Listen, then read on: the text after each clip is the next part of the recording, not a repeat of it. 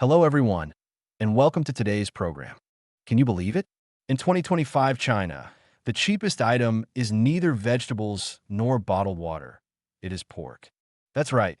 One gene of pork at 4.9 yuan, cheaper than green peppers. Cabbage at 0.2 yuan. Sweet potatoes at 0.5 yuan. Sunshine Muscat grapes sold by the gene in bulk. And Yangqing Lake hairy crabs have gone from premium gifting staple to unsold inventory king.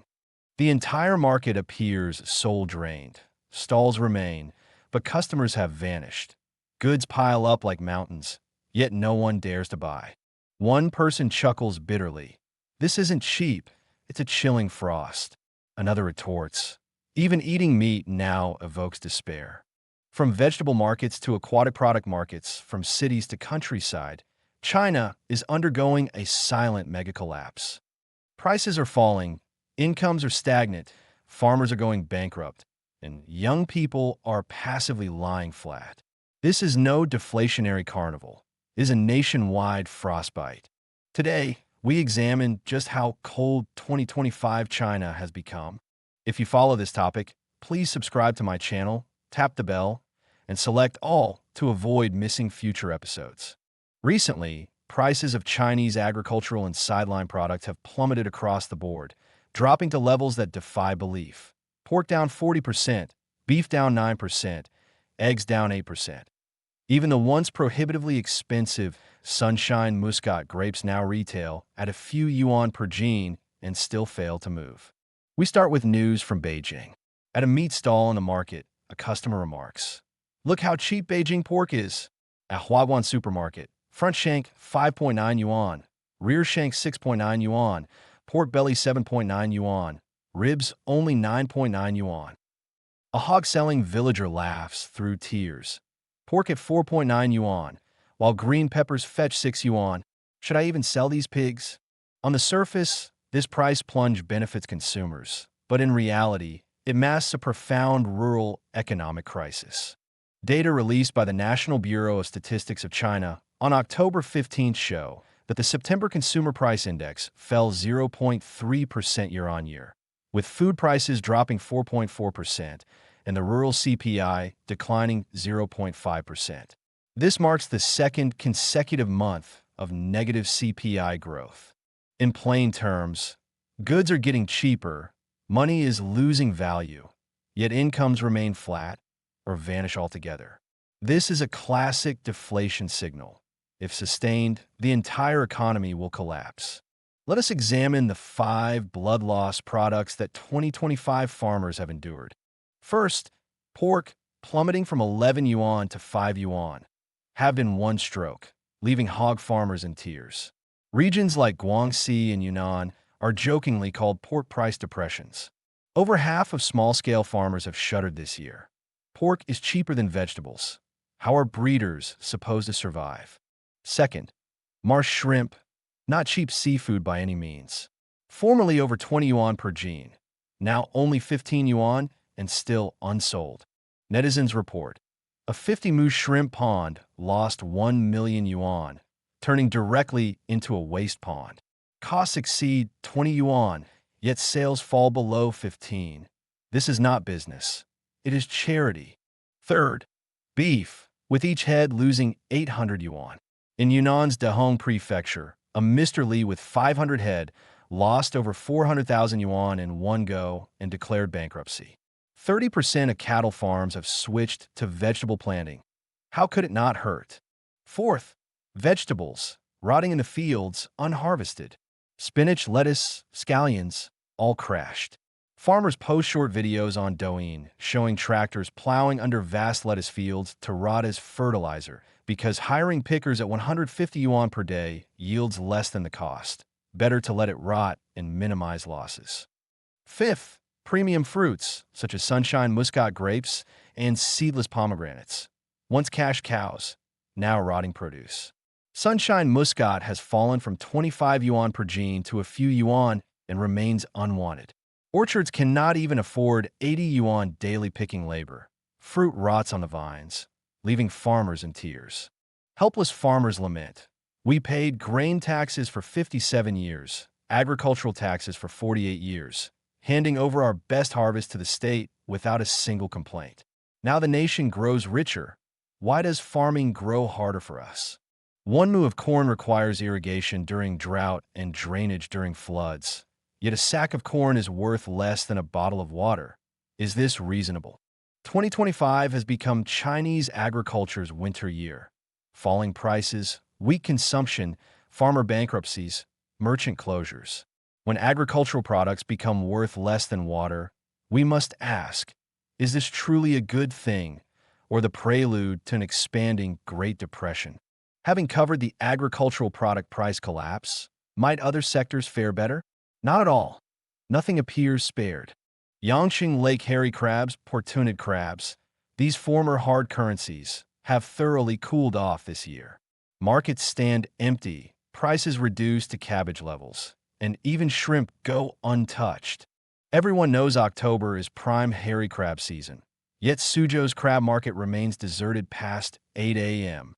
In past years, buyers queued from 3 or 4 a.m., markets buzzing.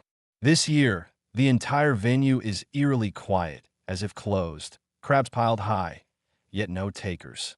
Not just hairy crabs, portunid crabs, prawns, sea bass, all collapsed. 100 yuan buys 3 gene of portunid crabs. Why bother with hairy crabs? This year's hairy crab market can only be described as battered beyond recognition. A Suzhou crab vendor puts it bluntly. In past years, I sold over 1,000 per day. This year, barely 20 by noon. A netizen films inside Suzhou's largest crab market. I thought I entered the wrong place. How is the market this empty? Qingdao, Suzhou, Hangzhou, Xinhua, north or south, all desolate. One stall owner tearfully complains, prawns are rotting in the market. No one wants them. If you want to buy, pay and take, forget profit. I can't even recover seed costs. Hairy crabs are no longer gifted, seafood no longer eaten. The real issue beneath. People lack money, and even more, the inclination. Next, we examine a group pushed into the corner by this economic winter. They're called rat people. What are rat people? A term trending online in 2025 China, describing young people who are neither lazy nor waiting to die, but live at society's bottom. Inverted day-night cycles, low energy, minimal socializing, powerless and exhausted by life. Their condition reflects a rotting style, passive resistance, and psychological burnout amid intense competition and societal involution. On the Chinese mainland, rat people has become a new social label. In 2025, Chinese youth no longer dream of Beijing, Shanghai, Guangzhou, homeownership, or marriage. Instead, they quietly adopt a cheaper, lower desire survival mode. Low consumption, low socializing, low energy, even foregoing work. We set aside policy and data to meet real individuals, ordinary people around us who may be becoming rat people or atypical rat people. We also examine the systemic pressures manufacturing rat people. Countless young netizens share videos of lives spent rarely leaving home, unemployed, lying in bed all day. Rat people topics have surpassed 10 million views on social media. In one viral video, a young woman details her rat person routine. Wakes at 11:20 a.m., eats delivery at 1:20 p.m., naps again at 2 p.m., orders milk tea in the evening, feeds the cat, then returns to bed, eats dinner, watches dramas, sleeps again at 2:30 a.m. This lifestyle is seen as an extension of lying flat culture, an escape from high-intensity work and societal competition pressures. Against China's economic downturn and soaring youth unemployment, more young people exit the involution king battlefield, forced to rot. Mr. Lin from Heilongjiang, age 40. For over a decade, he has never held an office job, surviving on gaming and power leveling services. He says, I face the computer, type, click the mouse. This is my life path.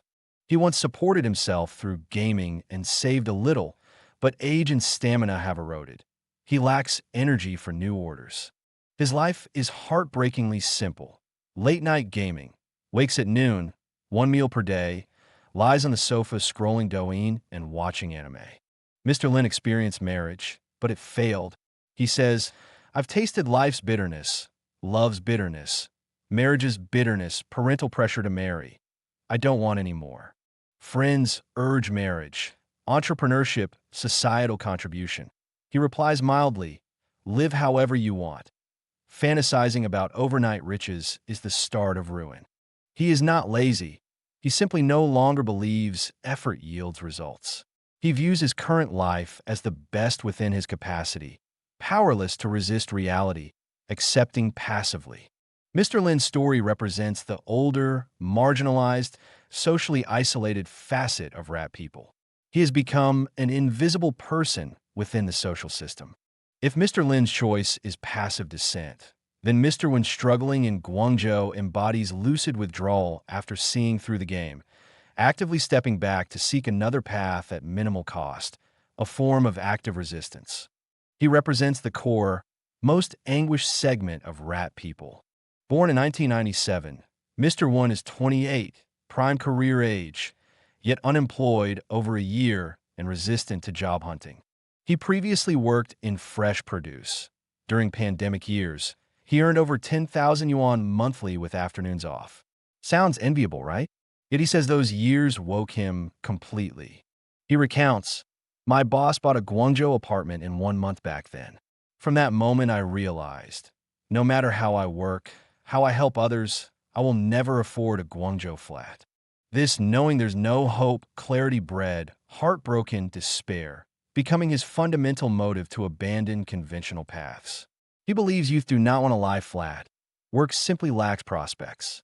Now he chooses low-spec survival, with monthly expenses, excluding rent, around 1,000 yuan. In confusion, he mostly scrolls short videos. He admits this path leads to ruin, dares not tell his parents the truth, but sets a limit. How long can savings last? Soon, 3 months. Only then will I work. He may pursue low-barrier online self-media entrepreneurship focused on startups and making money. He lowers expectations to the floor. "I don't expect success. I just want one attempt," without thinking about outcomes. You sense he is not dreamless. He simply dares not dream. Mr. Su, a post-00S from Suzhou, Jiangsu, represents another overlooked group. Those with family burdens who want to work hard yet face labor market exploitation. Mr. Su works diligently in live streaming, earning 8,000 to 9,000 yuan monthly. Late last year, his boss cited no profit and slashed his salary in half. Isn't this killing the donkey after unloading the millstone? Mr. Su resigned, but subsequent job searches trapped him. Either pay too low or skills mismatched. Many roles offer 2,000 yuan with 3-month probation. He deems them unreliable. For married Mr. Su, such wages are unbearable. 2,000 a month. My family can't even eat. How to live? We can't hold out. Deeper anxiety stems from family. He and his wife are anxious but dare not have children, fearing greater pressure and making the child suffer alongside. In 2025, Chinese youth reality is not lack of effort, but effort yielding nothing. You realize these people are not unwilling to work or live. They've tried hard and reaped disappointment. They want dignity but face exploitation. They want to support families yet cannot secure decent pay. From Mr. Lin's passive lying flat, to Mr. Wen's low-spec resistance, to Mr. Su's struggling helplessness, this is not one group's issue but systemic squeezing, institutional irrationality preventing normal survival. This is the most powerless aspect for China's bottom-tier families under economic pressure, the predicament of an entire era. Feel free to leave your thoughts in the comments. See you next episode.